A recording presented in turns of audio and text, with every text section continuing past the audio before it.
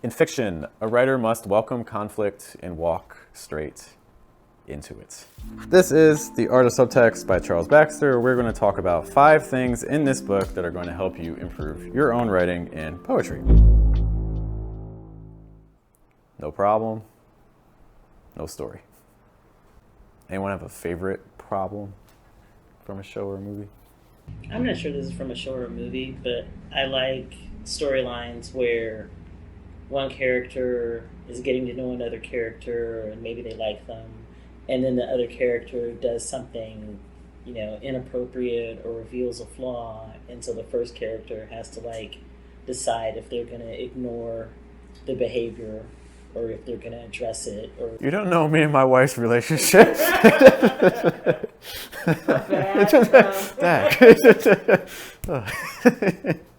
yeah, I think it's a fun thing to navigate. Is it usually times when you want the relationship to work out or times when you don't want the relationship to work out?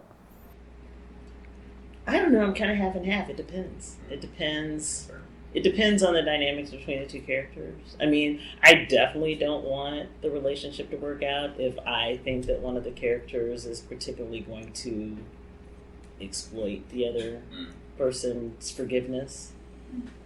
But I absolutely would want it to work out if, you put the fork in the wrong slot in the drawer. Okay, y'all can work that out. That's not one of those things that should be splitting up a relationship. But I mean, for somebody that might be a deal breaker. So I guess it's not really fair for me to say what should or shouldn't be somebody else's deal breaker. But it depends. One more example of a problem? My friend put on this movie last night. I was just describing it. It was called Babes with Alana Glazer from Broad City. I love her. It was great. It was just a really fast, but they did a nice job. These two people met on the train. It was really nice. They did a compilation of their connection. Then the next day, she's on her phone. He's not answering her. She gets pregnant. And it's a comedy, so it's light, but then he doesn't answer her. But one thing they connected on was going to the same STD doctor. So she goes there. There's these twins. They have this huge character, and she sits down. She's I know it's Skippa, but who is it? And then he dies. And they're he died in a freak accident, and I fell asleep, so I didn't finish it. But it was just this really strong that was a big conflict. So it was do I keep the kid? Do I not? He's not answering me. There's a lot in there. Yeah, I just had to share that because there was a lot of conflict. That was a roller coaster listening to. Yes. Yeah. Okay. I just put that on my watch list too. It's Yeah, I'm gonna watch it. They nailed the conflict. They walked right in. They made more. I'm going to return us to our pictures.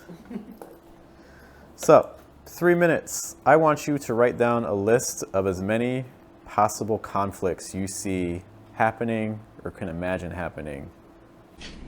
2 I got was the girl reaching up for the flag. As she reaches for it, she slips and falls back. Okay, slipping while reaching for a flag.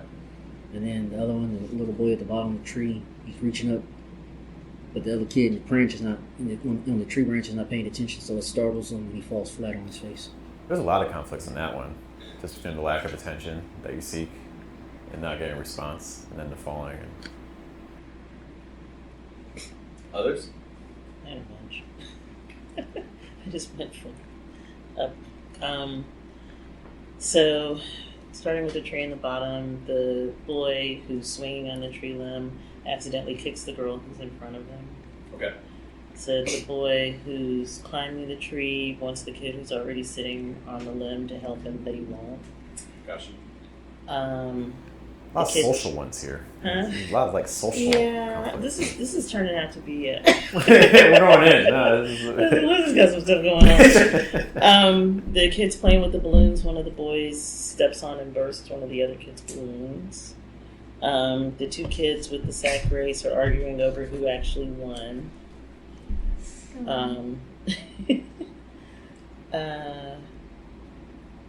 The kid sitting on the ring on the monkey bars, the little boy with the red shirt wants to climb up him, so he's asking him to move, and he's just like, no, I'm already sitting here. See how much he's a jerk in all situations. Oh, those same things? Either of the kids in the sandbox is fighting over the toys.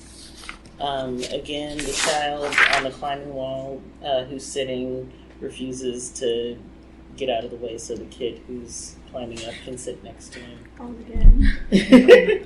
Did my kids fight a lot?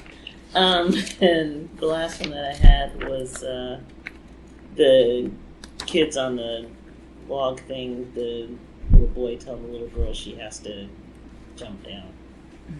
Also, the kids from the top left, that girl sliding on the slide is going to land on the kid right below her.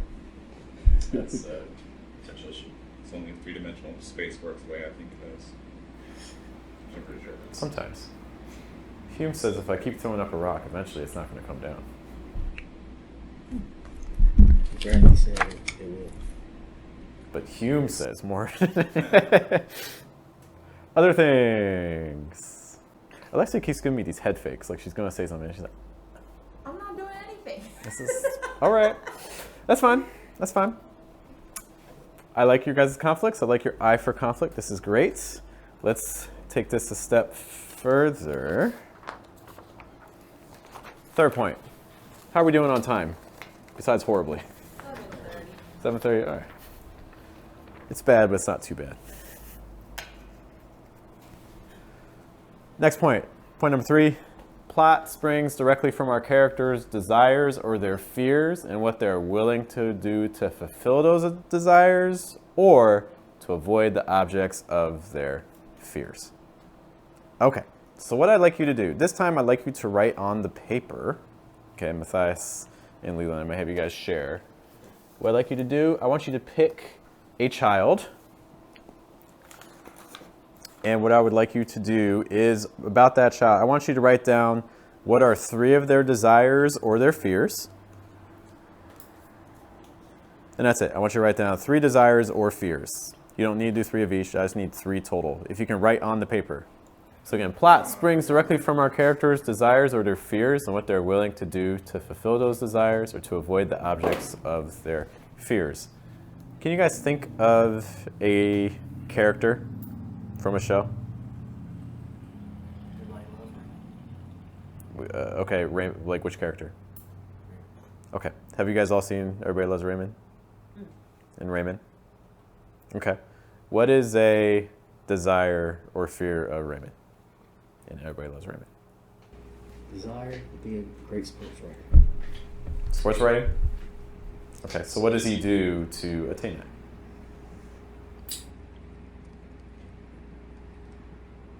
Goes to different sporting events. I don't know if I would say that as a desire because he is a sports writer. Yeah, that's what I was like. I don't think the show is about him sports writing.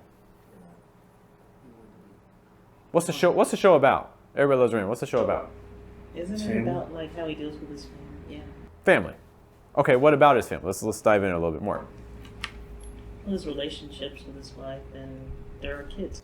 There are kids, but what about the kids in the show? Do we see them? Yeah, he has a daughter and 2 20-year-old boys. Who do we see the most, though? Probably his wife or his parents. Yeah. I'm guessing his wife. Yeah, it's definitely the older generations than the kids. There are kids, but you don't see the kids a lot. Okay. Other desires that we see from. So, what's his relationship with his family members? You guys mentioned his wife. Fairly contentious with everybody, honestly. This is a little contentious for everybody. Okay, who is it the most contentious with? His big brother. I don't know if it's his big brother.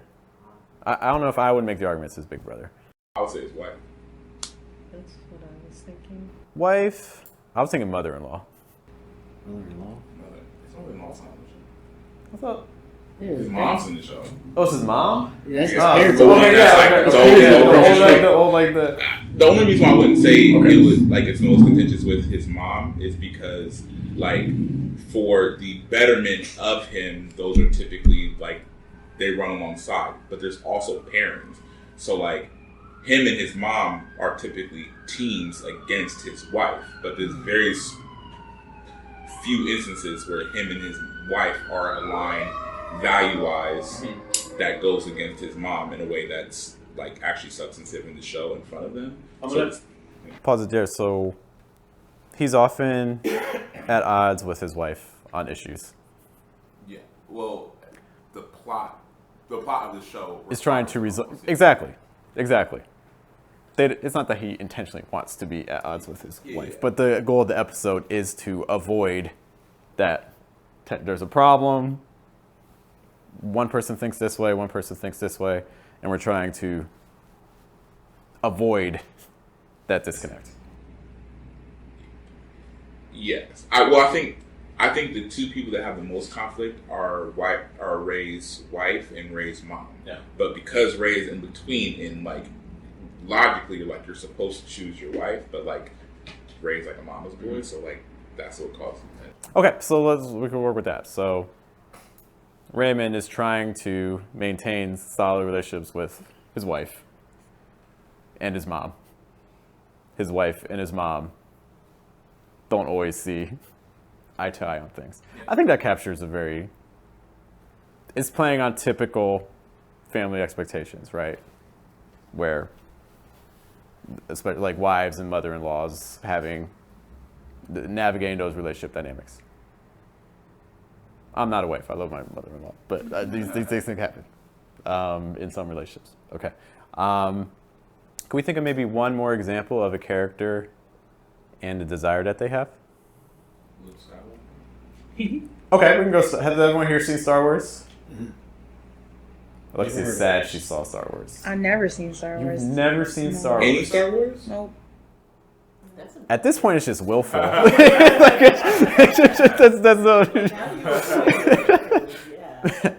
That's impressive. Yeah, I know, she like, knows how to avoid The it. gist, I guess. I imagine that you have pieced some elements of it together. Yeah. Okay. So if we work with Star Wars, I ask for your forgiveness. But okay, like, give me, who's a central character in Star Wars? Well, it depends on the trilogy, but Luke is the central character in the Yeah. trilogy. Okay. Luke. What's Luke's desire? Hate his father. I'm sorry. To leave and explore the galaxy beyond Tatooine. Okay. So what does he do to make that happen?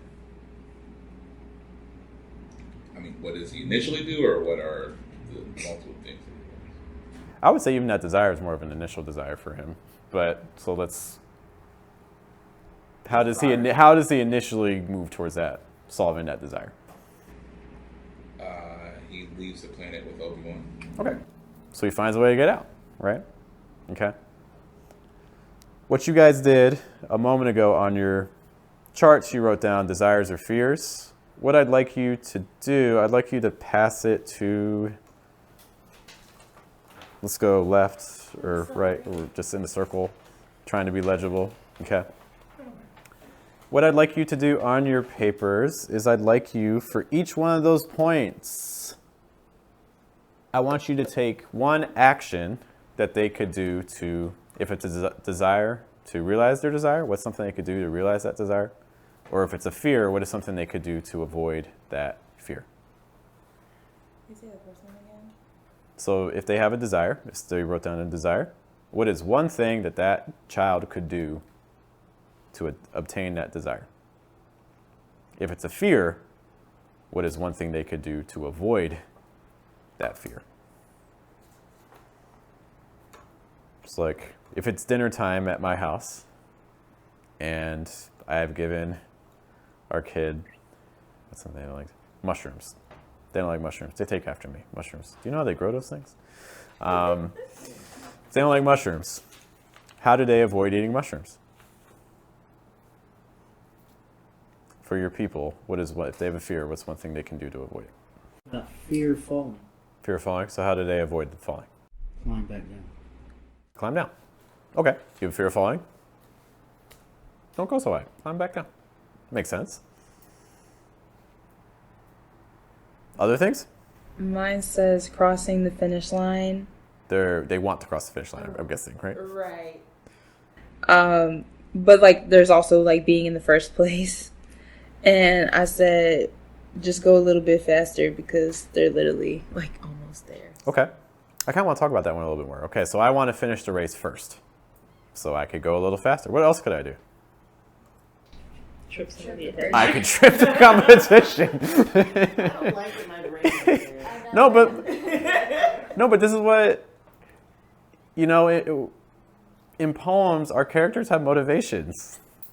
And they're not always pretty motivations. Like, the more we can understand this is where story comes from. Even just navigate. Maybe they don't actually act on it, but maybe they think it. You know what I mean? You know?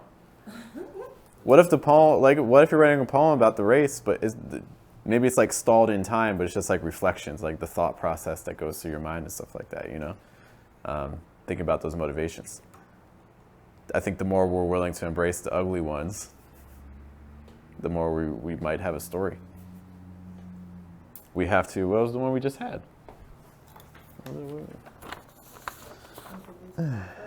Welcome conflict and walk straight into it. Are you willing to do that? Are you willing to trip people? Or at least entertain the thought? The entertaining the thought is easier than the actual doing it. It is. But then this is also where stories come in, because stories don't have to be based in reality. It might break our heart to have our character do it, but maybe they need to for the story. Can I get maybe one or two more examples? Desire or fear? Alexia told me because. Oh, you're going to blame her?